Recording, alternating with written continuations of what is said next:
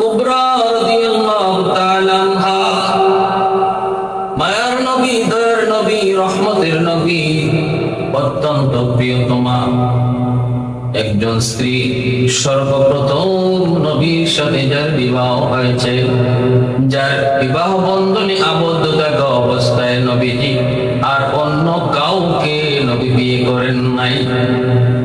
কিভাবে আম্মা জানের সাথে নবীর বিবাহ হলো, এই ঘটনা থেকে আমাদের অনেক কিছু শিক্ষণীয়।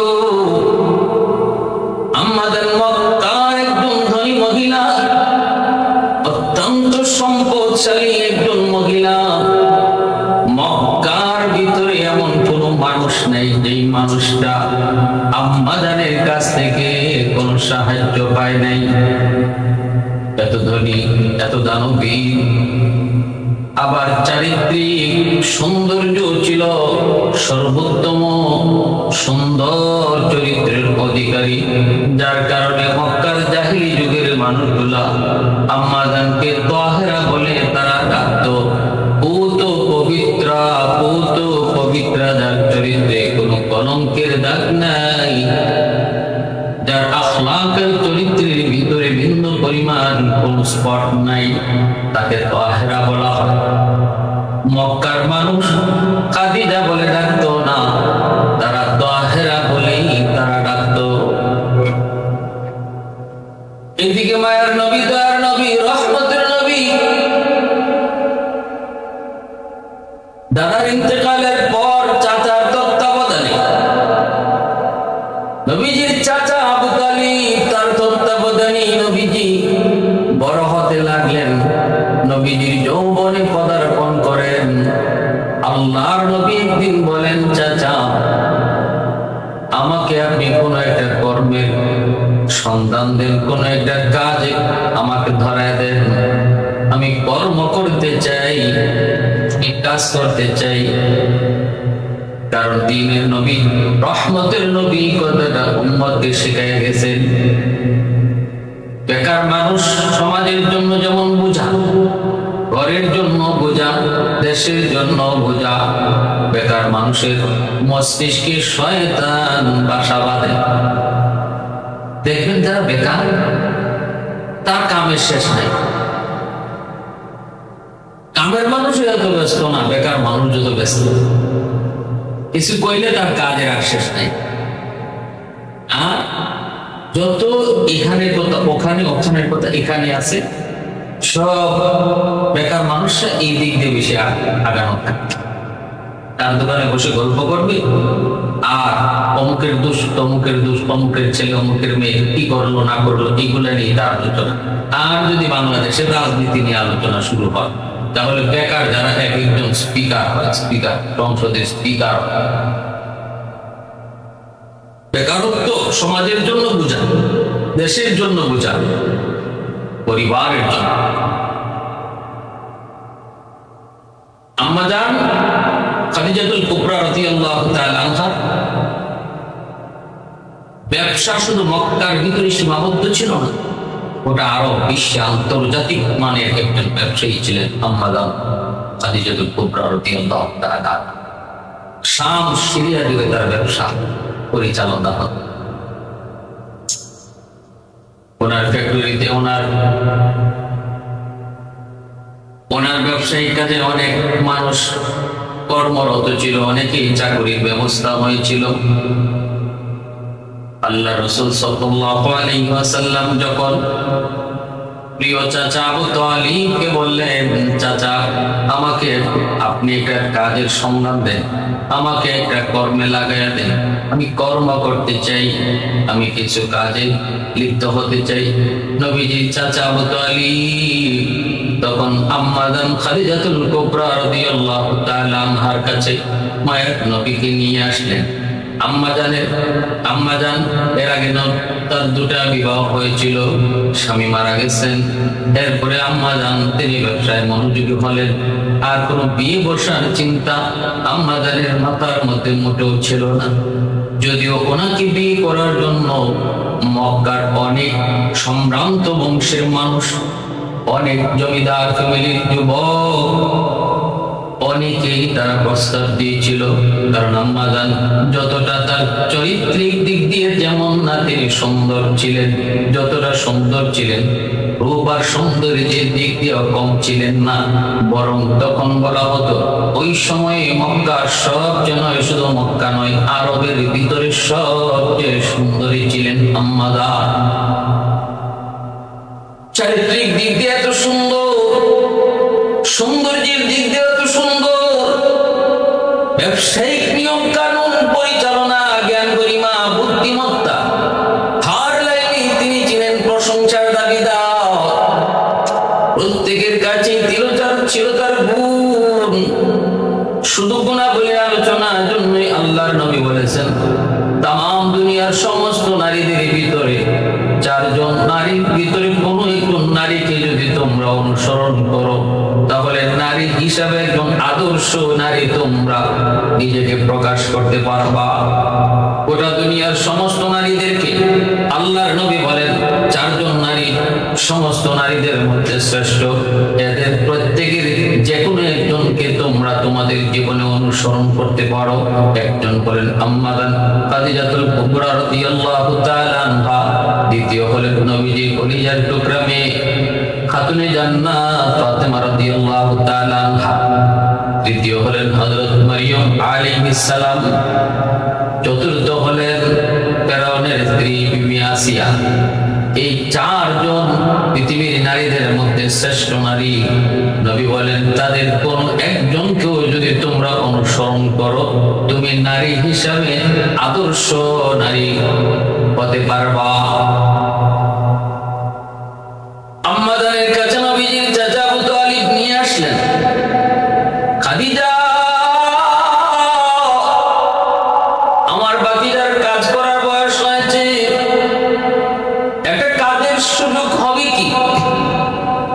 তোমার ব্যবসায়িক কাজে তো অনেক মানুষ চাকুরিরত, আমার ভাতিজার জন্য কোনো একটা কাজের সুযোগ তোমার ফ্যাক্টরিতে হবে নি, তোমার এই ব্যবসায়িক কাজে লাগবে নি, একটু সুযোগ যদি করে দাও। আমার ভাতিজাটা বড় মুআদ্দাব, আমার ভাতিজাটা বড় আদর্শবান, আমার ভাতিজার চরিত্র বড় সুন্দর, আমার ভাতিজার অনেক গুণগান।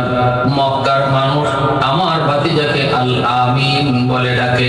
আম্মা জানেন মুহাম্মদকে মক্কার মানুষ আল আমিন সত্যবাদী হিসাবে জানে। আম্মা জান তখন বলতেছেন, আবু তালিব, আমি তো আমার এই ব্যবসায়ী কাজে আপনার ভাতিজারে যদি নিয়োগ দিতে পারি, এটা আমার জন্য ধন্য। যদিও আমি টাকা পয়সা সম্পদের দিক দিয়ে অনেক সম্পদের অধিকারী, কিন্তু বংশের দিক দিয়ে আপনারা অনেক উপরে, আপনার বংশ আমার চেয়ে অনেক উপরে। কুরাইশ বংশ তামাম দুনিয়া জুড়ে যেই বংশের পরিচিতি, যেই বংশের সুনাম, আপনার বংশে আপনার ভাতিজাকে আমি আমার এই ব্যবসায়িক কাজের কোনো একটা চাকরি তারে দিব, এটা তো আমার জন্য ভাগ্যের ব্যাপার ছিল। কিন্তু এই মুহূর্তে আমার ফ্যাক্টরিতে, আমার চাকরি, আমার ব্যবসায়িক এই প্ল্যানে, আমার ব্যবসায়িক আয়োজনের ভিতরে এমন কোন একটা জায়গা, কোন একটা পোস্ট, কোন একটা পদ খালি নাই যেই পদে আমি আপনার ভাতিজাকে নিয়োগ করতে পারবো। তবে যদি কোনোদিন সুযোগ হয়, আমার মাথায় রইল, আমি অবশ্যই আপনার কাছে যাব।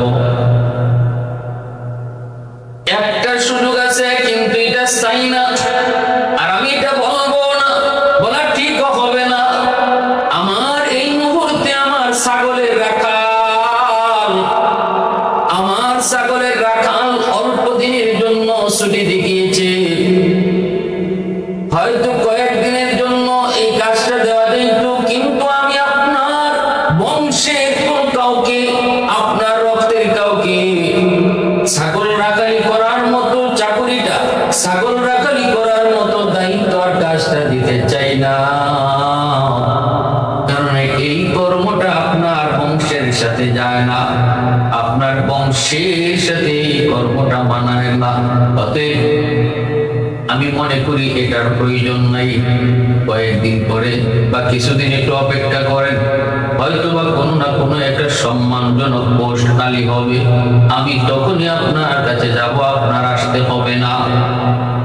নবীজির চাচা আবু তালিব আল্লাহর নবীকে নিয়ে তিনি চলে যাইতেছেন, কিন্তু মায়ের নবী দয়ার নবী দিনের ভিতরে বড় অশান্তি।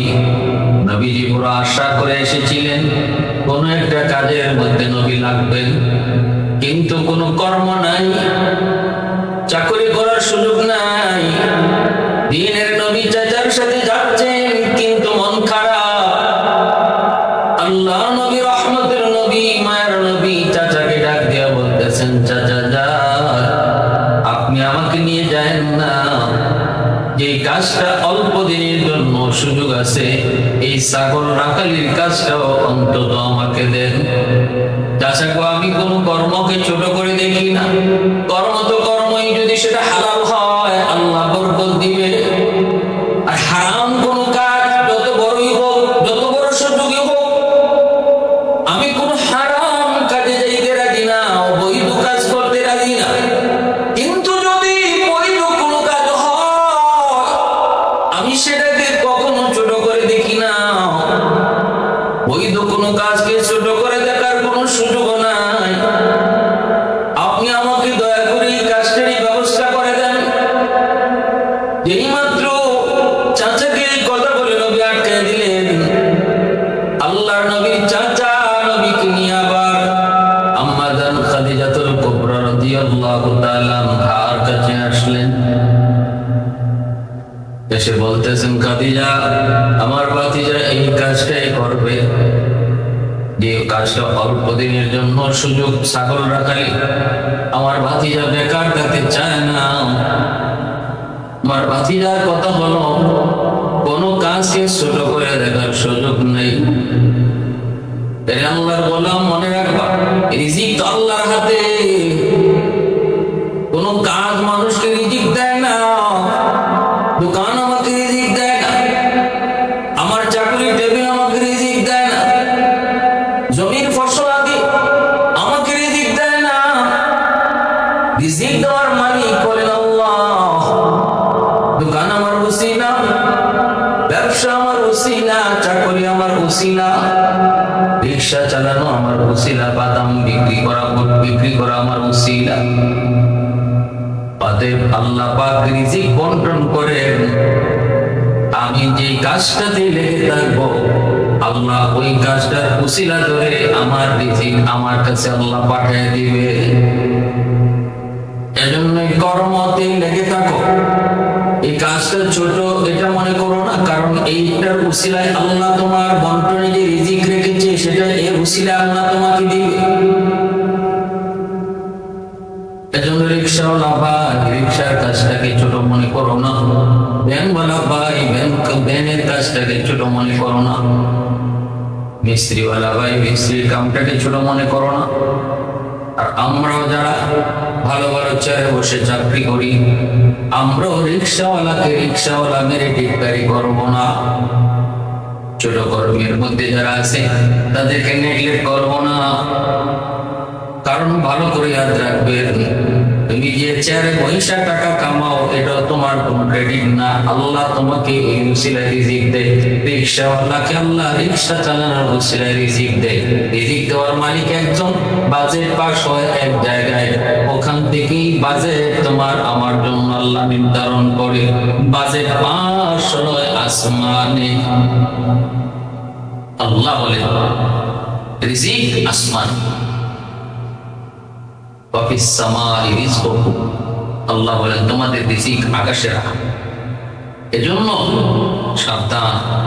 কেউ কোনো কাজ, ছোট কাজ করতেছে, ছোট কোনো ব্যবসা করতেছে, আমি বড় ব্যবসায়ী বাজারে, আর সে ছোট ব্যবসায়ী, সাবধান, অহংকার করবেন না। কারণ আমাকে, আপনাকে, তাকে, সবাইকে রিজিক একজনে দেন, একজনে, তিনি কে? আল্লাহ। অতএব এমন কোন আচরণ করব না, এমন কোন কথা বলবো না যে কথার কারণে তিনি রিজিক বন্টন করেন তার ব্যথা লাগে, তিনি কষ্ট হয়। হাজারো অবৈধ পথে পথে ইনকাম করার চেয়ে ছোট্ট থেকে ছোট্ট একটা ব্যবসা, ছোট্ট থেকে ছোট্ট একটা কর্ম যেটা হালাল, এটা হাজার গুণ উত্তম, হাজার গুণ উত্তম। হারামে আরাম নেই, হালালের ভিতরে আরাম। কর্ম যদি ছোট হয়, যদি হালাল হয়, আল্লাহ এর ভিতরে যা তারে দিবে, এর ভিতরে বরকত থাকবে। আর কাজ যদি হারাম হয়, যত টাকাই ইনকাম করে দেখতেছি, এর ভিতরে শান্তি নাই, আরামে আরাম নাই, অশান্তি আর অশান্তি। সন্তান বাবার কথা শুনবে না, স্ত্রী স্বামীর কথা শুনবে না, ঘরের ভিতরে আগুন লাগবে, ঘরের শান্তি চলে যাবে। আল্লাহ রাব্বুল আলামিন এটা দুনিয়াতে নগদ শাস্তি দেয় হারাম করতে, তার ঘরের শান্তি আল্লাহ তুলে নেয়। আর পরকালের আযাব তো তার আছেই। আর যে মানুষটা হালাল পথে ইনকাম করে, যদিও তার ইনকামের সোর্স ছোট, যদিও তার ইনকামের সোর্স অনেক কম, কিন্তু এরপর আল্লাহ কম ইনকামের ভিতরে আল্লাহ বরকত বাড়ায়। হাদিস শরীফ আল্লাহ রাসূল সাল্লাল্লাহু আলাইহি ওয়াসাল্লাম বলেন, আল্লাহ পাক বলেন, আমার যে বান্দাকে আমি আল্লাহ রিজিক কম দিছি, এই কম রিজিক পাইয়া সে যদি সে আমার উপর খুশি থাকে, আমি আল্লাহ তার কম আমল পাইয়াও তার উপর খুশি। সুবহানাল্লাহ। রিজিক আমি দেই, আমি তারে কম রিজিক দিছি, এর উপরে যদি সে খুশি থাকে, আমি তার কাছ থেকে যারা চাইতেছি আমল, সে যদি আমার আমল কম দেয়, আমিও তার উপর খুশি।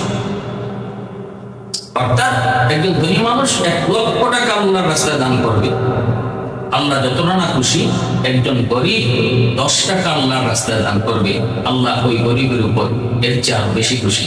যদি সে আল্লাহ তাকে গরিব বানাইছেন এর উপরে সে সবর করে, সন্তুষ্ট থাকে, হাই হতাশ না করে, আল্লাহকে ভুলে না যায়, আল্লাহর গোলামি ছেড়ে না দেয়, আল্লাহ আমারে কেন কম দিল, আল্লাহ আমারে কেন গরিব বানাইলো, এই কথা না বই, এই কথা বইলা সে যদি মসজিদ থেকে দূরে না থাকে, সে যদি আল্লাহকে ভুলে না যায়, তাহলে আল্লাহ রাব্বুল আলামিন ওই গরিবের 10 টাকা আর ধনীর লক্ষ টাকা, এই দুইজন আল্লাহর রাস্তায় দান করলে, আল্লাহ ধনীর লক্ষ টাকার দানের চেয়ে গরিবের 10 টাকার দানের উপর আল্লাহ বেশি খুশি হয়। সুবহানাল্লাহ, আলহামদুলিল্লাহ, সুবহানাল্লাহ। এজন্য আল্লাহ রাসূল সাল্লাল্লাহু আলাইহি ওয়াসাল্লাম বলেন, শোনো, মসজিদের ভিতরে একজন গরিব হাত উঠাইছে, একজন ধনী হাত উঠাইছে, দুজনের হাত একইভাবে উঠছে আল্লাহর দরবারে। দুজন এক ক্যাটাগরির বান্দার, মুমিন, এক ক্যাটাগরির আমলওয়ালা, কেউ থেকে কেউ না, সমান একই রকম, কেউ গুনাহগার আর কেউ নেককার, এমন না, দুজনের ক্যাটাগরি সমান। এই অবস্থায় রাসূল বলেন, ধনীর মুনাজাত আগে কবুল হবে না গরিবের মুনাজাত আগে কবুল হবে? আল্লাহ রাসূল বলেন, শোনো সাহাবীরা, ধনী যদি তার মুনাজাতের সাথে 10,000 দিরহাম আল্লাহর রাস্তায় দানও করে, তবুও গরিবের খালি হাতের দোয়া আল্লাহর কাছে আমি কবুল হয়ে যায়। ইন্নামাল ফুকারা ইয়াদখুলুনাল জান্নাতা ক্বাবলাল আগনিয়া বি500 সানা। এজন্য রাসূল সুসংবাদ দিয়েছে, গরিব ধনীর 500 বছর আগে জান্নাতে যাবে। আল্লাহ রাসূল বলেন, সর্বপ্রথম আমি জান্নাতে ঢুকবো, আদখুলুল জান্নাতা ওয়া ফামাই ফুকারাউল মুসলিমিন। আমার সাথে সর্বপ্রথম জান্নাতে যারা ঢুকবে তারা ধনী নয়, আমি নবীর সাথে সবার আগে গরিব, সবার আগে জান্নাতে ঢুকবে। এজন্য আল্লাহ রাসূল সাল্লাল্লাহু আলাইহি ওয়াসাল্লাম বলেছেন, চাচা যান, আমাকে ওই চাকরিটা আপনি দেন। আল্লাহর নবী, রহমতের নবী চাচা আবু তালিব আম্মা জানের কাছে আবার নবীকে নিয়ে ফেরত আসলেন। যখন এই কথা বললেন, আমার ভাতিজা এই চাকরিটা করতেই রাজি, তখন আম্মা জান চাকরিটা দিয়ে দিলেন। নবীজি এবার তিনি আম্মা জানের অধীনে চাকরি করেন। নবীজির ব্যবসায়িক মালিক হলেন আম্মা জান, আর নবী হলেন আম্মা জানের অধীনে কর্মরত একজন কর্মচারী। রাসূল তিনি ছাগল পাল নিয়ে তিনি যান মরুভূমিতে ছাগল চরানোর জন্য। বিকাল বেলা ছাগলগুলি নিয়ে আসেন, আম্মা জান তাকে দেখেন সবগুলি ছাগল একদম পেট ভরা।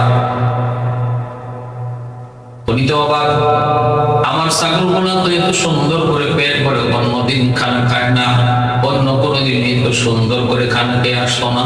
আমার রাখাল কোথায় আমার ছাগলগুলি রাখালি করে? দ্বিতীয় দিনে কি অবস্থা, তৃতীয় দিনে কি অবস্থা? অল্প দিনের ভিতরে ছাগলগুলির চেহারা বড় সুন্দর, বড় সুন্দর। আম্মা জান তো অবাক, নাদুস নাদুস হয়ে গেল ছাগলগুলি। একটু দেখার চেষ্টা করলেন, ছাগলগুলি কোথায় রাখালি করে। নিজের বাসভবনের সাথে ওইটা তিনি তাকায় দেখেন মরুভূমির যে জায়গায় মায়ার নবী দয়ার নবী তিনি ছাগল রাখালি করেন গো, ওই জায়গায় আমার নবীর মাথার উপরে একটা মেঘের মালা আবর দিয়া ছায়া দিয়া রাখছে, আর আমার রাসূল আবরের নিচে বসে আছেন।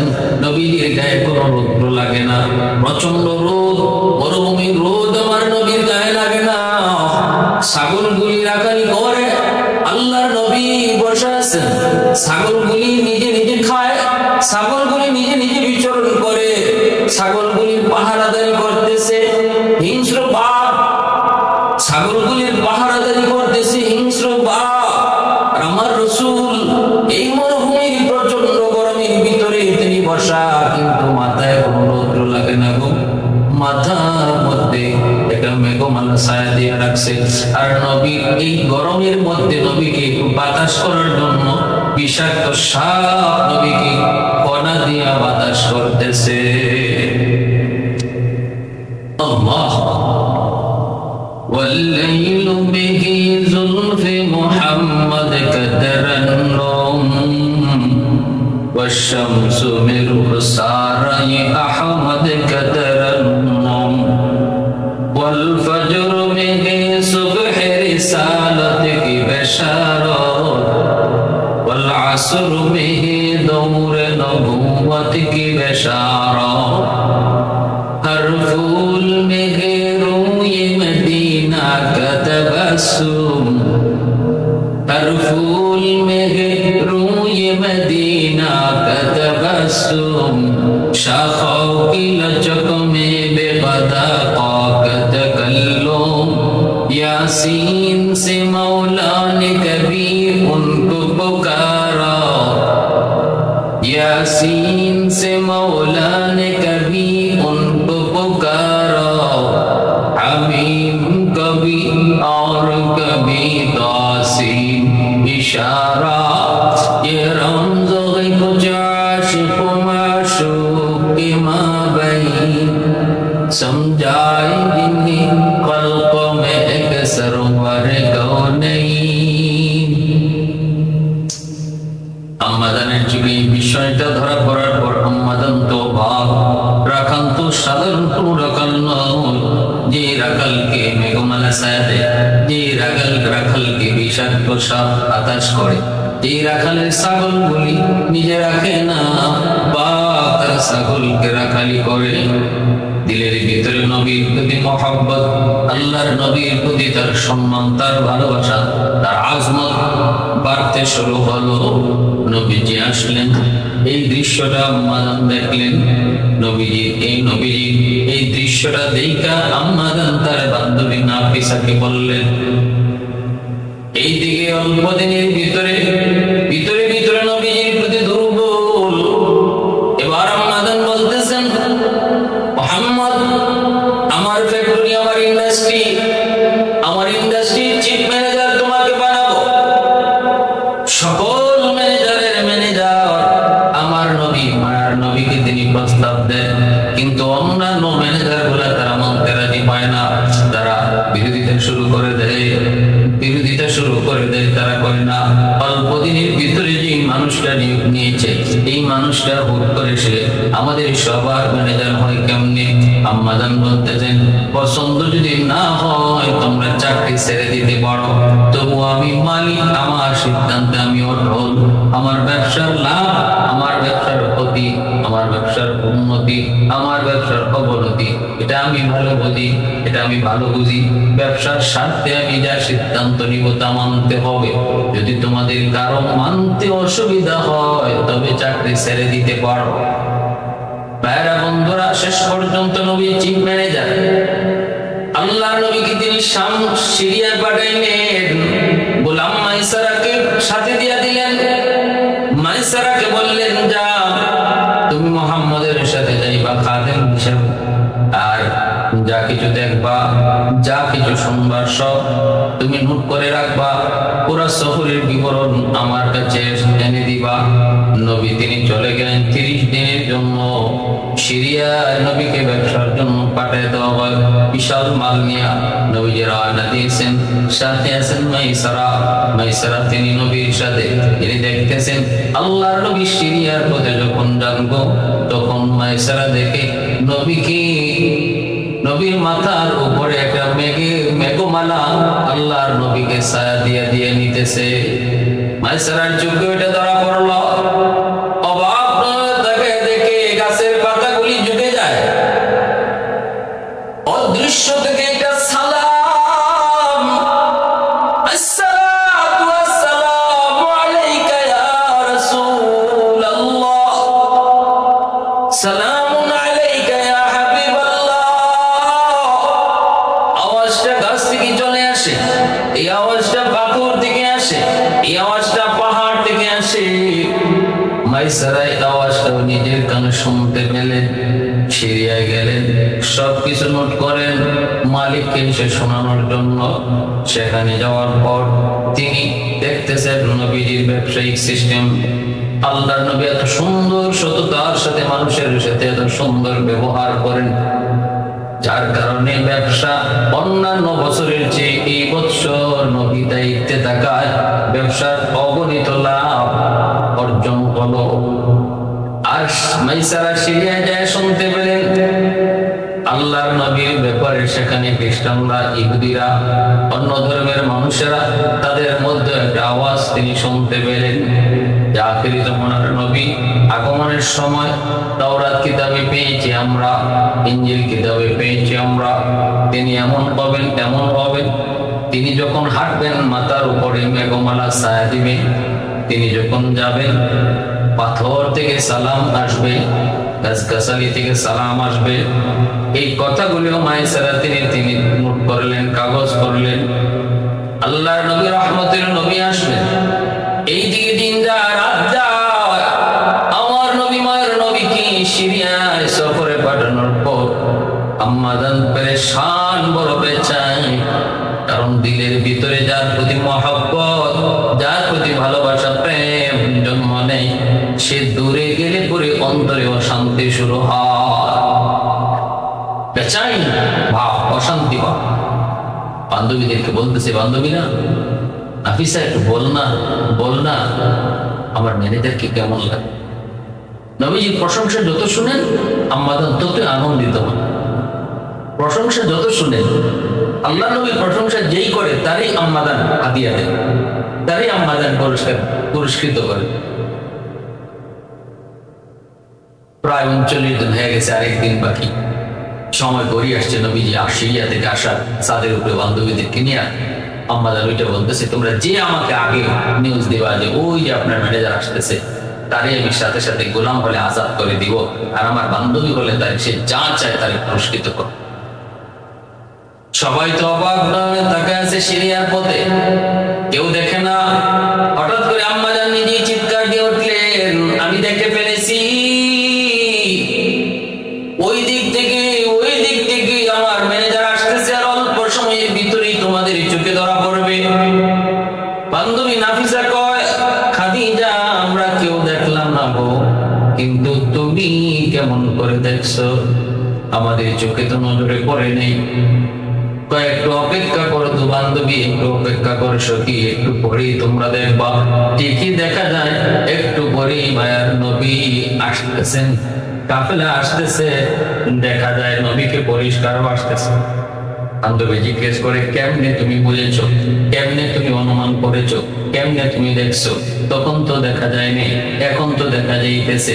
আম্মাজান বলতেছে, সখী শুন, আমি দেখেছি একটা মেঘমালা কাকে যেন ছায়া দিয়া দিয়া সামনে আসতেছে। আমি বুঝে গেছি এই মেঘমালার ছাই আমার ছায়ার নিচে আমার ম্যানেজার গো। কারণ আমি ওই দিন যেদিন আমি ছাগল রাখালি করতে দিয়েছিলাম, ছাদের উপর ওইটা আমি নিজের চোখে দেখছি। আমার ম্যানেজার মোহাম্মদকে আকাশের মেঘমালা ছায়া দেয়, ওই ছায়াতে আমি আজও দেখতে পেয়েছি, আজও আমি দেখতে পেয়েছি গো। ওই ছায়াটা সামনের দিকে আসতেছে, এতে আমি বুঝে গেছি আবরের এই ছায়ার নিচে আমার মুহাম্মদ। আল্লাহ, ये दिल तो दिल नहीं है जिस दिल में तू नहीं।